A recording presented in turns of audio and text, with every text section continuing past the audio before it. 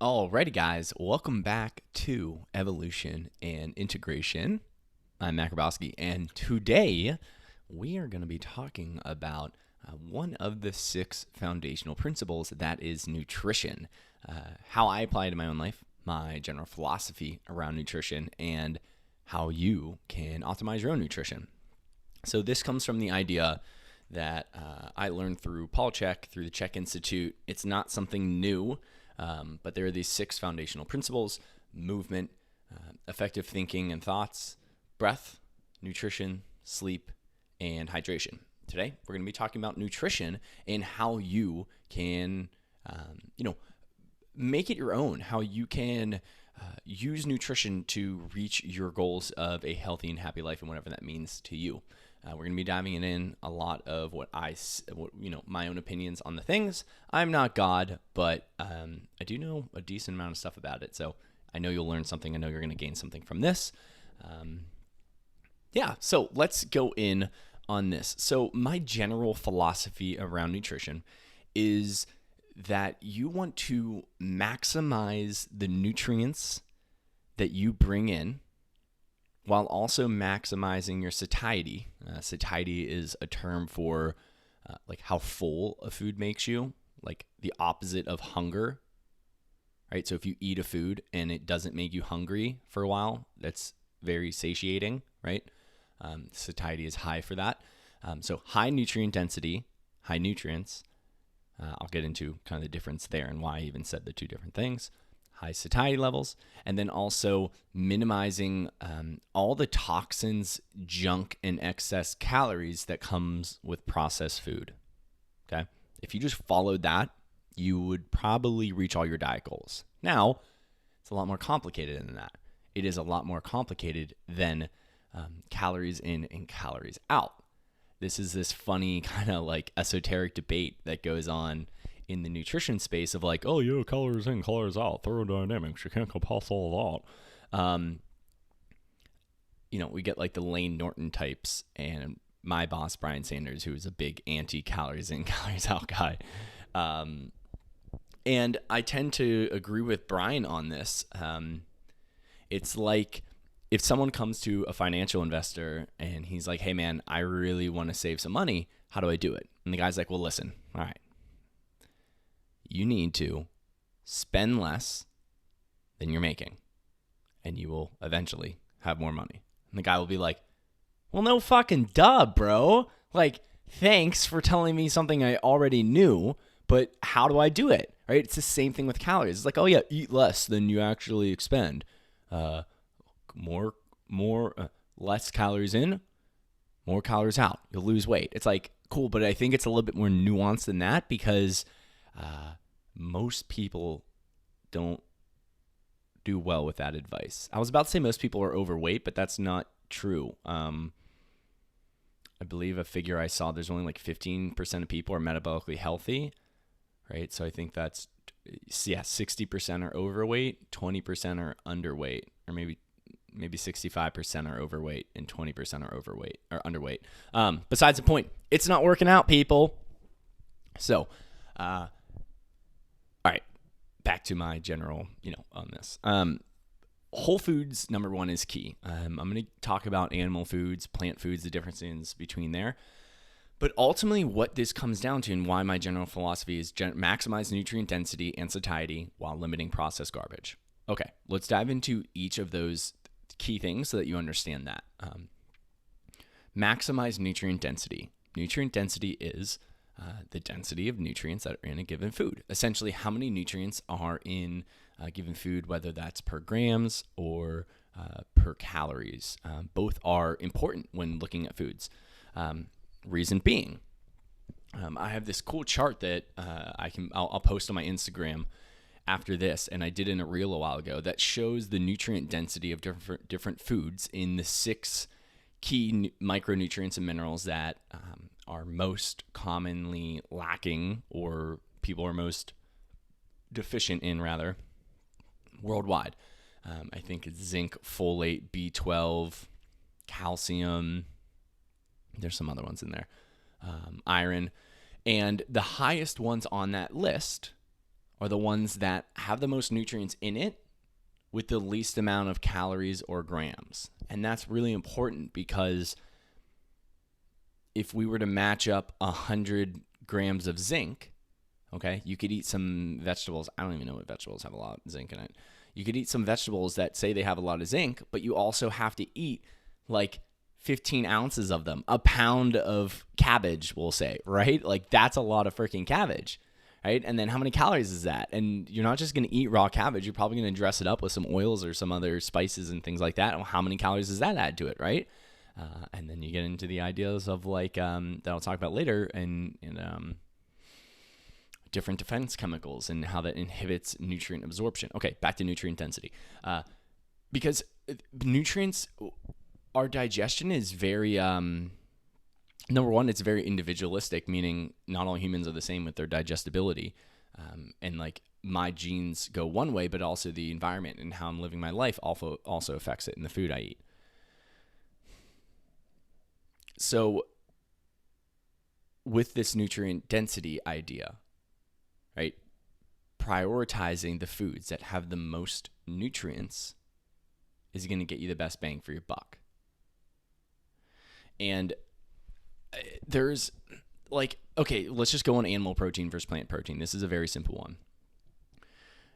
If you eat 30 grams of protein from like a pea protein, even that's going to be really high because it's very, very processed. And I'm kind of picking and choosing. I'm giving the plant protein people like a one up with pea protein, because if I were to talk about peas, like legit peas, it would be so much lower.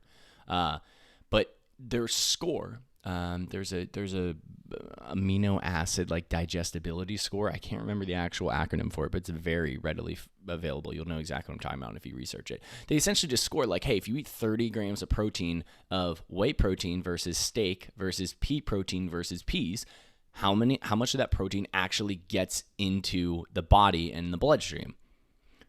Ding, ding, ding, ding. No surprise there. The animal protein, and especially the whey protein isolate, gets in so much more than the plant-based proteins. That means they are more bioavailable. They are available for the biological systems of your body to take them in and integrate them. Okay? Plants are not close at all. They're probably, I think, if I go back to my biology days, like animals and plants are the furthest thing from each other. Like we are not alike in any ways. And that goes straight down to the cellular level. And our bodies have to work really hard to convert like analogs, similar looking molecules into ones for us. For instance, there is this funny, well, it's not funny. It's not funny. It really isn't funny. Vitamin A. So there is a plant compound that looks a lot like vitamin A and that we can turn into vitamin A called beta carotene. And God, I'm not a molecular scientist, but I know the general gist of this. So smite me if I mess up a few words. We don't, and most humans don't convert beta carotene to retinol, which is the active form of vitamin A. If you eat some beef liver, right, very nutrient dense in vitamin A, as are other animal foods, organ foods specifically, you are going to get tons of vitamin A in the active form of retinol that our body can use. If you eat a ton of carrots or sweet potatoes, yeah, you might get a lot of vitamin, if you see my fingers, I'm quoting, quote, vitamin A, but what they don't tell you, they're carotenoids. They are not retinol, okay? That is like, it's saying, look, these things will become vitamin A, but what they don't tell you is that you only convert like 10% is the absolute max. I think it's more like 3 to 5% that you convert over. So if you eat 100 grams of that 100 units of vitamin A, you're really only getting 10 at the absolute max. And then you have to actually use resources, valuable minerals, cations, chemical compounds in your body to convert that carotenoids into retinol. And a lot of people actually avoid carotenoids because they don't convert them that well, and it causes them harm. Okay, this goes on for almost every single type of vitamin. Plants, other than like vitamin C, I think that we did a really big injustice when we started calling vitamins. number one, that aspect right there of like calling something vitamin A when it's not really vitamin A, right? It's an analog of vitamin A. If we called it carotenoids and retinol, we wouldn't think that the vitamin A is the same in both, right? And same with like vitamin D. Like vitamin D is a hormone. It is so important for your body, and we kind of view it as the same thing of these other things. Like vitamin D is so important for your immune system. And yeah, I mean, your immune system regulates almost everything. It is a signaler molecule. It's a lot of stuff. So hold on, tea break.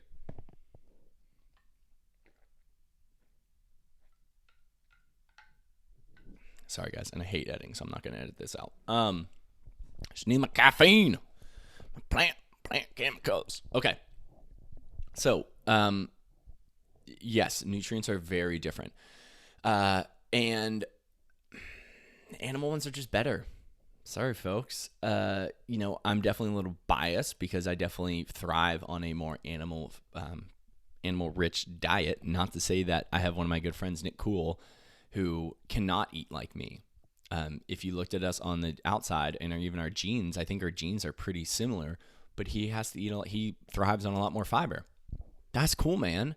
But he also doesn't avoid animal foods. Like the dude loves steak and animal foods, and they make up a good amount of his diet, but he just has to have the other stuff in there or it won't regulate him well. Okay? Nothing against that. I have something against people when you try to tell me that number one, the meat is unhealthy for me, right? And you try to like gaslight people and tell other people not to eat meat because it's unhealthy. Listen, if you want to tell people that you don't eat meat because you don't like it, cool. If you want to tell people you don't eat meat or that you, like meat eating is that you don't eat meat because it tastes bad, cool. I think you're wrong. Maybe you just go to like Outback Steakhouse and order a well done steak. You're making a wrong decision there. Okay, besides the point. I don't have an issue with people being like, oh, I don't want to kill animals. That's a different conversation. It's like, well, I mean, do you not understand that when you eat all your plants, like you're killing rabbits and bunnies and snakes and insects and birds and all these other animals with monocropping and spraying crops, and like they physically kill animals when they harvest the crops. Oh, but like, so you killed 5 bunny rabbits, but I can't kill like 1/100th of a cow, right? Besides the point, but like that's truly like my thoughts on it. Like I'm really not killing that many animals by eating a ton of meat. It's like 1 cow a year I kill, if we do the math. Okay, so back to it. So, it says animal versus plant foods, and these defense chemicals are something that's getting a lot more popularity with Paul Saladino and the like, Stephen Gundry and all these maybe animal-based people talking about these defense chemicals like phytic acid, oxalates, lectins, and gluten. And what this is, guys, is plants, number one, have been a little bit ahead of us in defense, or a little bit ahead of us in evolution for like billions and billions of years, okay? And this is how I kind of think about it. And I have a very dense background in evolution and biology, so I'm not wrong with this. I don't necessarily think that they give a shit about animals as much as they do like insects and smaller animals that actually like prey on them, right? You could make the argument for like plains animals and big like zebras eating a bunch of grass. Cool, fair enough. But they produce chemicals to irritate, to discourage things from eating them, because they don't give a shit about us. All they want is for them to grow and reproduce. Okay, so they put out defense chemicals, especially in their very important parts of them, like seeds, like stems, like roots. Okay. And those are the things that we eat, okay? A big one is phytic acid. This is this chemical that's in a lot of grains and nuts and seeds. And it vastly, vastly inhibits our ability to absorb cations like magnesium, calcium, there's a few other ones, and iron, right? And zinc. Yeah, fair enough. All these cations, right? If you took chemistry, you know what I'm talking about, with the little plus on them, right, on the left side of the periodic table. And we are very mineral deficient in a lot of these, and it wreaks havoc on people when you're deficient in these, because they are the building blocks of cells, and your body uses them as resources to run metabolic processes. Okay, so What do I mean by this? Okay, so there's this really cool graph. Again, I can post this on my Instagram. But if you go on @food.lies, LIES, this is Brian Sanders' page. I know he posted about this a couple weeks ago, so probably around like the beginning of June, of a study. It's essentially a graph showing, okay, when people eat oysters, how much do their blood levels of zinc go up? If you're watching me, let's say you just eat the oysters, right? It might go from 0 to 10, back down to 0, right? Okay, cool. You got 10 amounts of zinc in your blood. If you eat it with a little bit of corn, it goes up to like 4. Same amount of oysters. Okay? And then if you eat it with a decent amount of corn, it like goes up to 1 and down. So what's going on there? There's this plant defense chemical that is naturally occurring in the plant, okay, that is causing our ability to not be able to, take that zinc into our body. Okay? This is called phytic acid, PHYTIC acid. And it's inhibiting your body's natural ability to absorb that zinc. And if you're eating it all, I mean, think like it's like in typical grains and corns and nuts and seeds. How often are you eating those? God, I eat those like every meal. Cool. Well, you're inhibiting your body's ability to take in those nutrients every single time you do it. It's causing leaky gut. It could be messing up your microbiome. Really bad stuff. There's other things like oxalates, which are in these like leafy greens and other different types of foods that people are really sensitive to. It can build up kidney stones. It can build up crystals in your joints. Really nasty stuff. And people just take oxalate bombs when they eat all this kale and these spinach and all this stuff. And then there's the very famous, the Kim Kardashian of lectins. There's gluten. This absolutely affects your intestinal walls. It affects people really differently.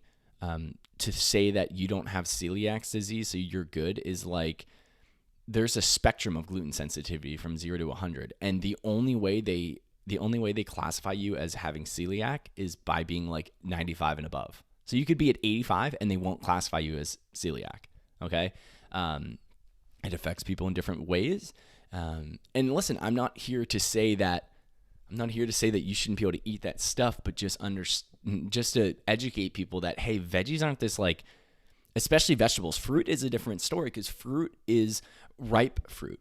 Okay, we all understand that unripe fruit is bad. It tastes awful. It's bitter. That's kind of like our body's bitter taste is like our body's natural, like, hey, something is wrong with this food. Do not eat it. Same with like rotten food as well. But most of us like ultimately know that. Like we know rotten food's really bad. Okay, fruit is good. It definitely still has some plant defense things, but the fruit will take down the defense chemicals in there just at the right time when it becomes ripe to encourage animals and insects and bugs and birds or whatever to take their seeds and reproduce them, right? It is them being smart, right? They outsmarted us. Look, hey, here's this yummy, delicious fruit for you to take in. Good. Poop my seeds out somewhere. I just used you, right? Symbiosis a little bit there.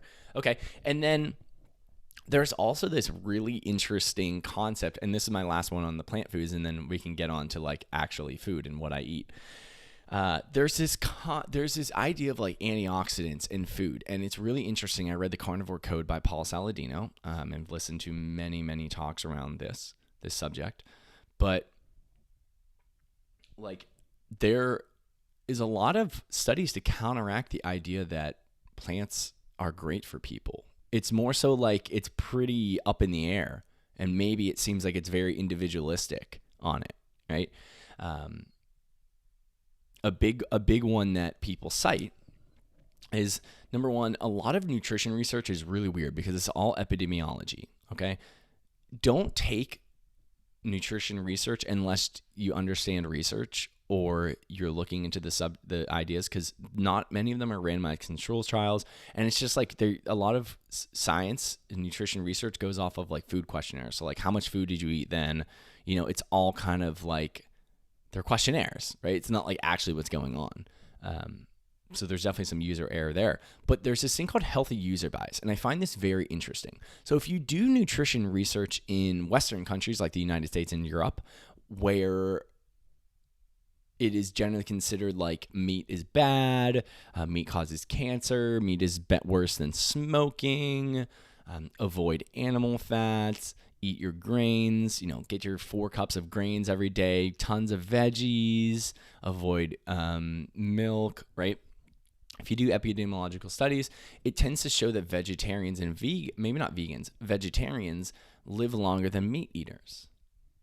And people are like, wow, okay, so maybe we should be vegetarian. We have better health outcomes, less cardiovascular disease, blah, blah, blah. And I still think it's up in the air even on that aspect. Not all of them agree, and a lot of studies like a lot of organizations like the WHO and like Harvard Nutrition rather, they tend to cherry pick some stuff as do people on the other side of things, but let's just be open and honest about that.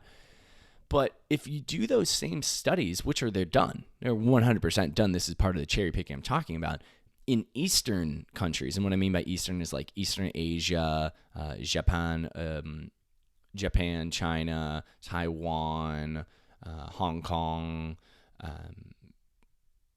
You get different results. Okay, so if we take all these kind of risk factors and we say, okay, well, which people tend to get the least?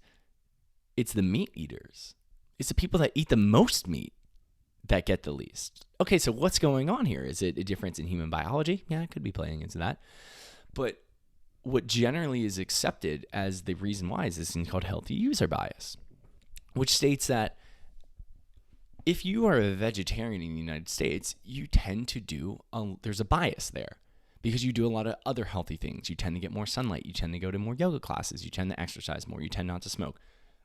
You tend to be wealthier. You tend to have better relationships, right? It's like something healthy people do. So healthy people are more vegetarian. So if you get a list of vegetarians, they're going to be healthier than the average person, regardless of the diet. And the same goes for people in the Eastern countries. People that eat meat, and meat is seen as like a wealth. It's seen as like a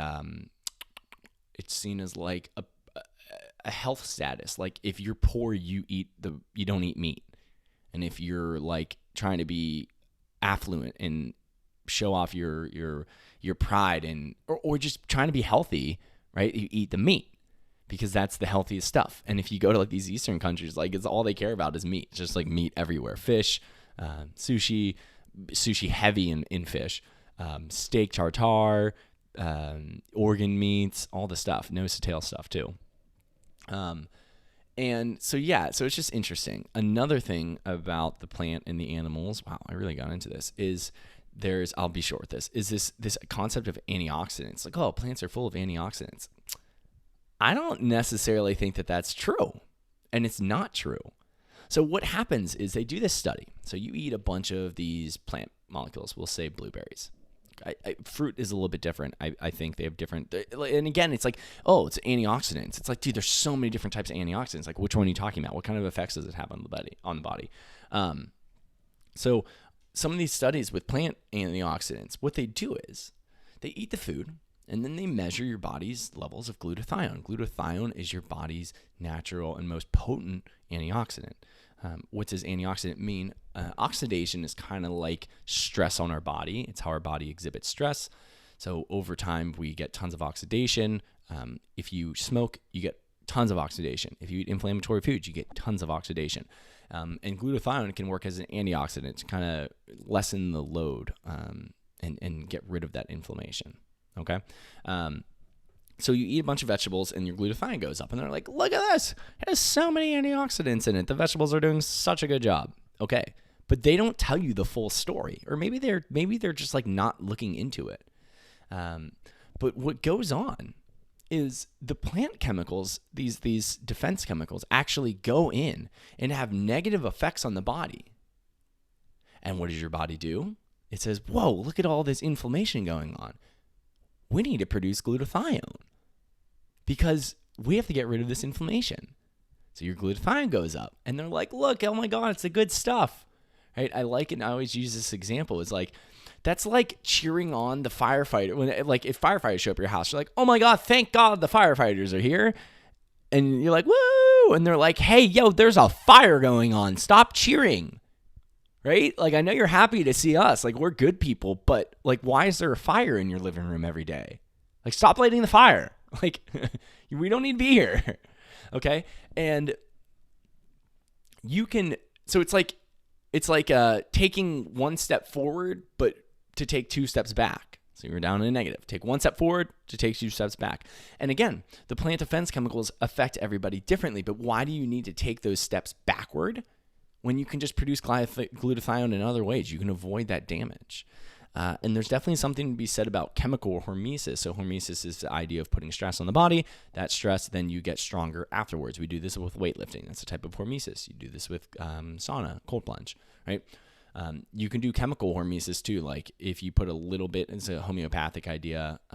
If you put a little bit of a kind of a stress, could be in plant compounds in the body, then you come back stronger. But it's like some people are affected a ton by that, and no one really knows the exact dosage, and it might change based on your stress levels. So that is animal and plant foods. Okay, let's get into, and if you're interested in learning more about this stuff, feel free to just ask me questions on it specifically, and I can do a little cute little TikTok and answer your questions. Cool. Okay. All right, so let's get a break for some tea, some plant compounds like caffeine.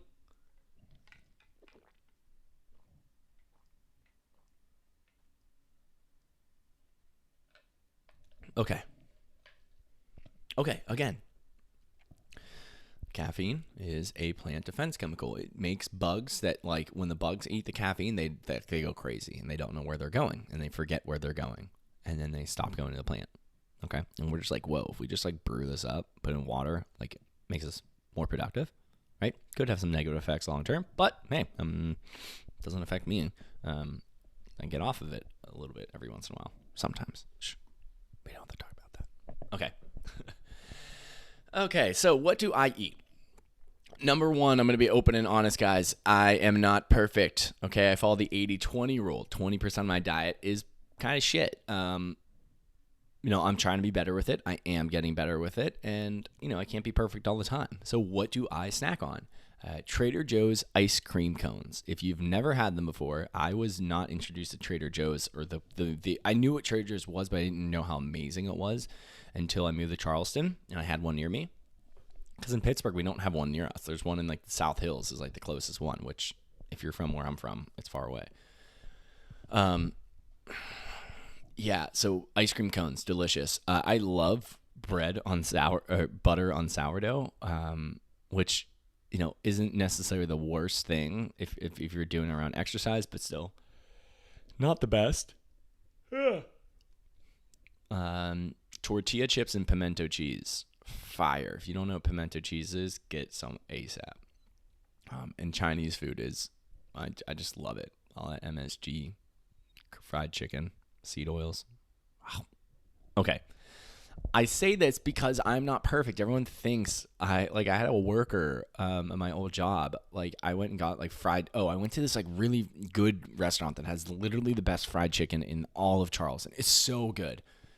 And they're like, "Oh, what'd you get?" I'm like, "Fried chicken." She's like, "What?"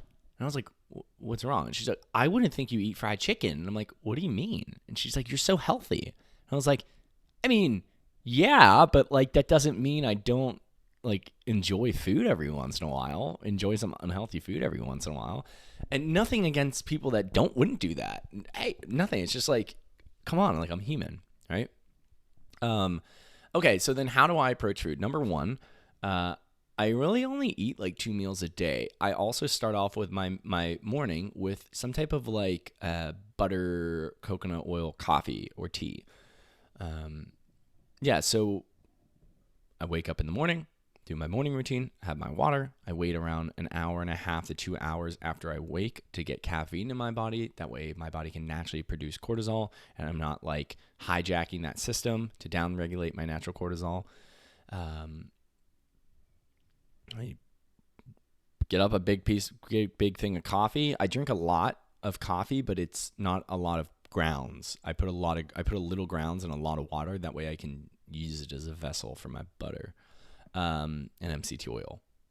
And I drink that, and that usually will hold me off until like 2 p.m. And I typically will work out before that. Sometimes if I'm playing like sports or doing a workout and I feel like I need some energy, I love Keon's, which is Ben Greenfield's brand, Keon, Kion. They're amino acids, little pills. I love them. So good. They taste like shit. You can get the powdered form, but I just bring the pills around with me everywhere and I can just chew them up and they hold me off. They give me energy. So that's what I do with that. But I basically, as far as like what I eat, so I'll eat around like 2 and then I'll eat around like 6. Maybe I'll eat more like noon and then 6. Sometimes if I eat too late, then I want to eat late again and that's not great. So what am I eating? Definitely prioritizing protein, meaning animal proteins, whole foods. So steak, roasts, eggs, ground beef, ground lamb, ground pork.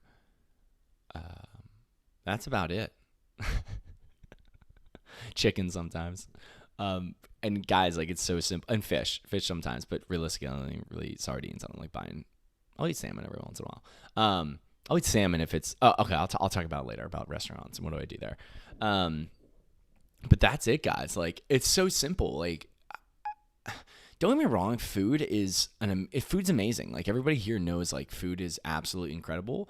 But I think that if you use like, oh well, I want to enjoy it. It's a social aspect.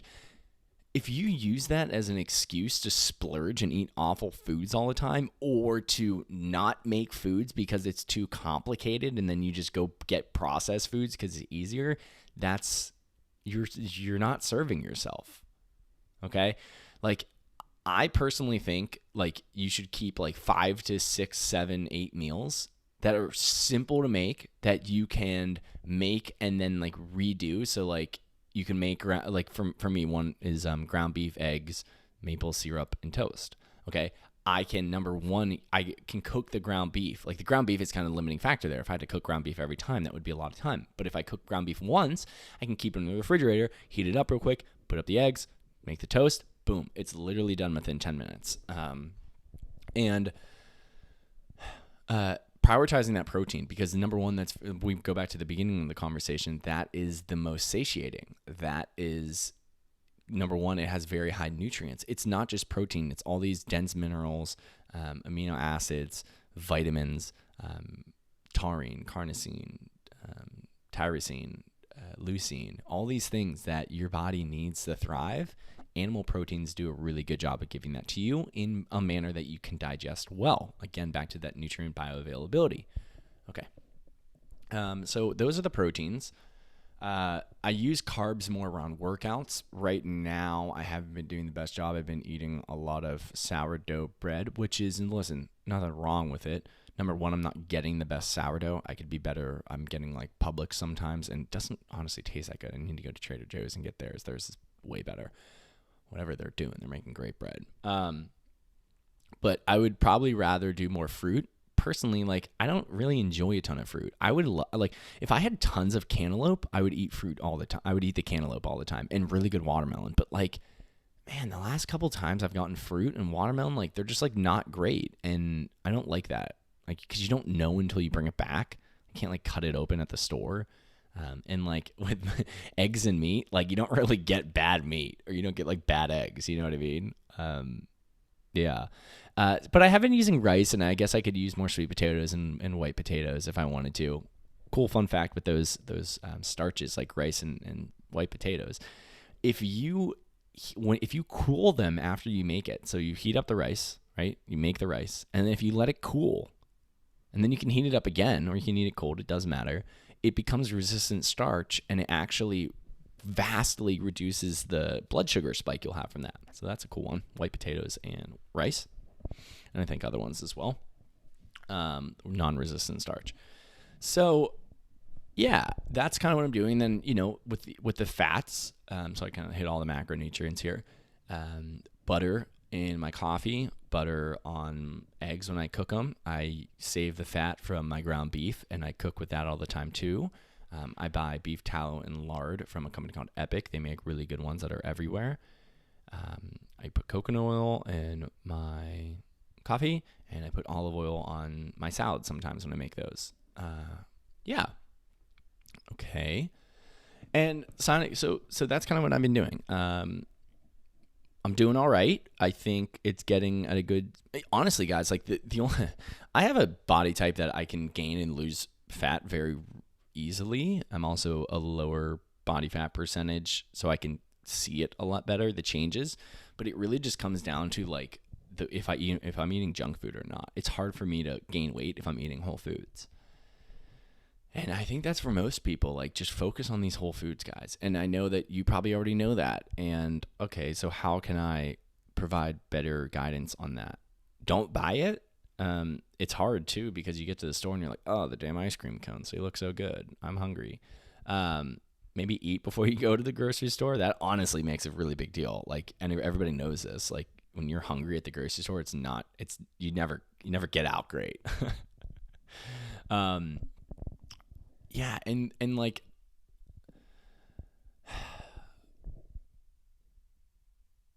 prioritizing protein, man. That could be my best advice. Like tons of eggs, tons of steak, tons of lamb, tons of bison, fish. God, if you want to eat the pre-protein, eat it. But like if you feel okay, like if you don't feel okay from that, then don't eat that. And for a lot of people, I'll kind of talk about this later, but let's just do it now. A lot of people that are vegetarian or vegan for some amount of time or don't eat a lot of meat, their body will downregulate the amount of stomach acid and other digestive enzymes that's putting out that help you digest protein and animal fats because they are hard to digest, but they also reap the most rewards. So the ROI on it is really good. But if you don't eat those often, your body will downregulate that. And then if you eat a bunch of it, it might bog you down. It might make your stomach a little heavy and not agree with you the most.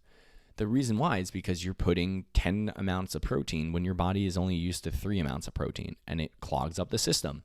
So how do you get around that? Well, you can eat less more frequently, or you can get like digestive enzymes and hydrochloric acid supplements. And it works really well for people to kind of give them that buffer and help that digestion out. And then also I wrote down some meal examples of things that I really enjoy, some delicious. Well, also I'll go before I even mention all this, guys. I've realized that a lot of people don't know how to like use spices. Personally, I have a massive spice collection. I guess it's really not massive, it's just the ones I like. And I make my own blend. So like I have a coffee spice rub. It has like ground coffee, paprika, onion powder, garlic powder, cumin, cayenne pepper. Really, I think that's it. Then I have like an Italian one that has oregano, sage, thyme, basil, garlic powder, onion powder, rosemary in it. And I use those a lot. My company, Nose to Tail, also sells tons of really good spices. And there's other ones out there that sell really good things. Buy those. Like that's how you make food taste good, right? Like my eggs aren't any different from your eggs. But if you learn how to cook them right and you know how to season them right with some good salt too, right? Like that makes all the difference. So beef, eggs, maple syrup, and toast, fuego. Beef, eggs, hot sauce, and taco shells, fuego. Beef, eggs, and rice, fuego. All right. It's simple, guys. It's not hard. All right. And I think that the more you start to realize that the way that you're going to reach your diet goals is by making simple meals that you just stop complaining about, the quicker you'll get there. I also really like Caesar salads that are really heavy on meat and cheese and dressing and a little bit of the lettuce. I used to make a really good chicken parm with pork rinds, Parmesan cheese. Yeah, that was delicious. You can look at recipes for that. Taco bowls are really simple. I just take that heated up meat, throw some taco seasoning on there. Delicious chuck roast and veggies. I went over to one of my clients' house and taught him how to cook, and he had some friends over afterwards, and he invited me to stay. And I made just chuck roast. Like literally all we did was I seasoned chuck roast, like with that Italian seasoning I mentioned earlier. Let it marinate. Just put it in a bag with that seasoning on it and a little olive oil overnight. Seared it on a pan. Put it in a Dutch oven, which is just like a big pot that has a cover on it in an oven. You can just do it on a roasting pan too. and then poured some beef broth in there to make sure it stayed moist. And literally like 2.5 hours later, like it was perfect. And they loved it. So yeah, that's how I eat. Not saying you have to have how you eat, but I get people to ask me what I eat all the time. So that's that. And I also eat, to talk about this, I also eat out a lot, but I won't eat the things I like to eat at home when I eat out. I'm never ordering a Caesar salad when I eat out because no one's going to make a Caesar salad as good as I can or the way I want. I don't order steaks when I go out because no one is going to make a steak as well as I want it. Okay? So I get things like salmon, things like I'm not going to buy. Fish, I like seafood, oysters, maybe like a pork chop, like things like I just don't make often. So yeah, that's how I eat out at restaurants. Okay, so now how can you, this was a lot longer than I thought it was going to be, but that's okay. So how do you optimize your diet? Number one, I'm going to take a note from I have to get, hold on, let me get a little drink real quick.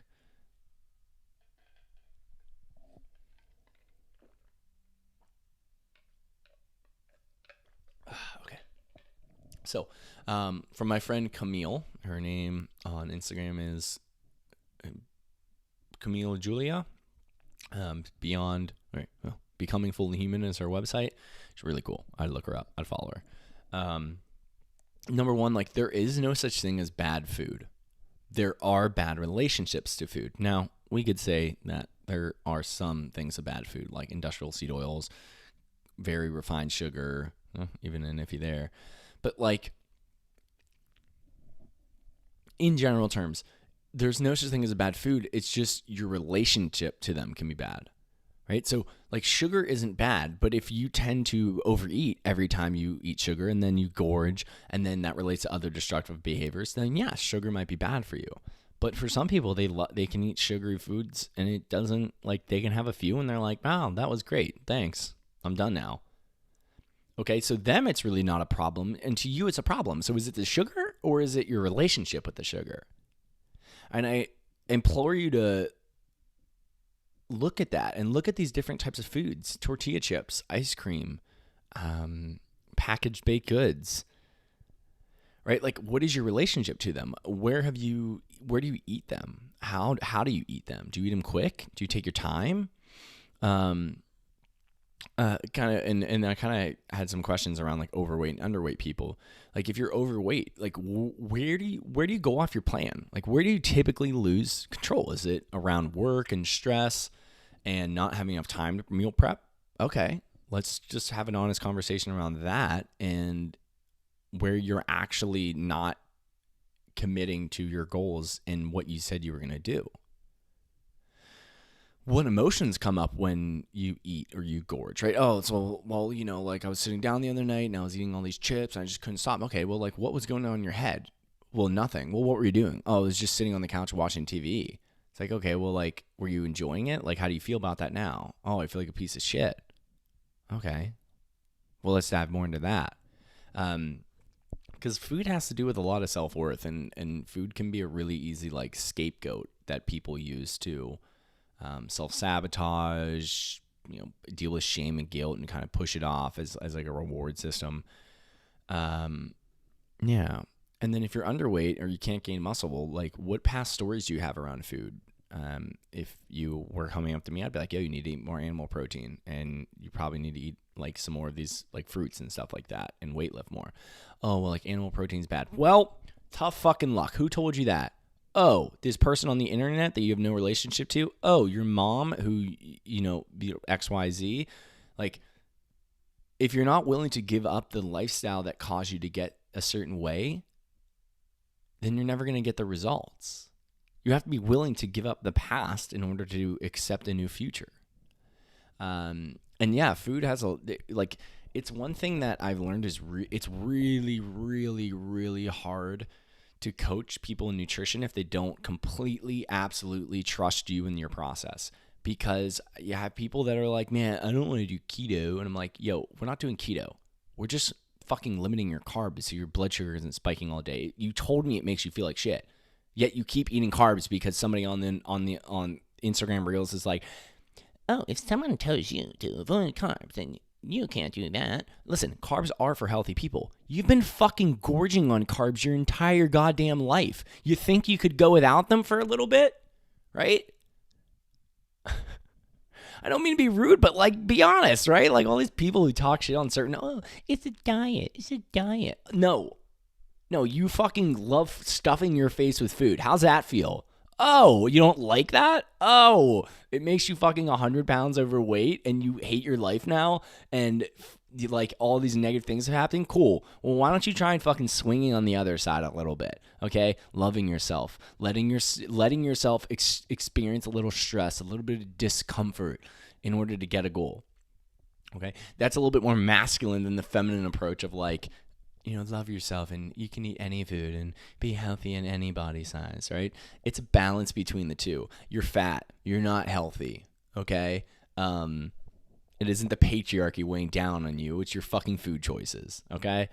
And I understand that. Listen, I have empathy. That just escalated, right? I have empathy for people that are really overweight. I really do. Because man, that took a long time. And I bet you've tried a lot of solutions to try and get past it. Okay, but there's obviously something you haven't taken a fucking honest approach at. You haven't gone to the root cause, right? It's a mindset. It's a habit. Okay, yeah. And fuck, if you're 50 pounds overweight, you're not healthy, dude. You're swimming in fucking blood sugar and inflammation. Okay, stop kidding yourself. Lose some weight. Okay, you'll be healthy. Your knees will thank you. Your fucking family will thank you because you live an extra 20, 30 years. Okay? I'm just saying, listen, like so many people get lost in, okay, back to my point. Coaching nutrition's hard because people aren't willing to give up their ideologies. Like even like, Matt, listen, I trust you. I want a body like you. I understand you're really smart around nutrition.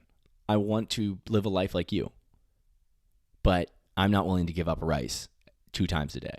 What? What are you talking about? Why? Why do you need to eat rice? Oh, well, like, I don't want to be keto because it can cause this. It's like, why'd you hire me in the first place then? Like if you were just going to go off on your own tangent again, right? Like, what the fuck are you doing? Okay. So how can you improve your own approach to diet? Number one, and I think this is the biggest one. This should be the first step for the next 5 days. Write down every single thing you put in your mouth. Around how much. You can write down more specific with how much if you want to, but it's really not about how much. Just getting a general idea. If you eat like 1 pack of ketchup versus 10, that's a big deal. But if you eat like 4 ounces of chicken versus 6 ounces, that's not a big deal. Write down everything you put in your mouth, and then very importantly, the symptoms, the experiences, mental, emotional, physical, tired, sluggish, full, satisfied, energetic, poopy. Write down exactly how you feel after those foods because they will tell you, your body, this concept kind of called Dr. Diet, your body's relationship to what you put in your mouth and in your belly will tell you via symptoms how that is affecting you. Right? You should be full for 3 to 4 hours. You should have high energy. You shouldn't feel bogged down. You should feel good. You shouldn't have indigestion. You shouldn't be bloating. And if you're not experiencing those and you're experiencing the opposite of that, then there's something wrong. So you need to run the experiment on yourself. You need to add more animal protein. You need to take out some animal protein.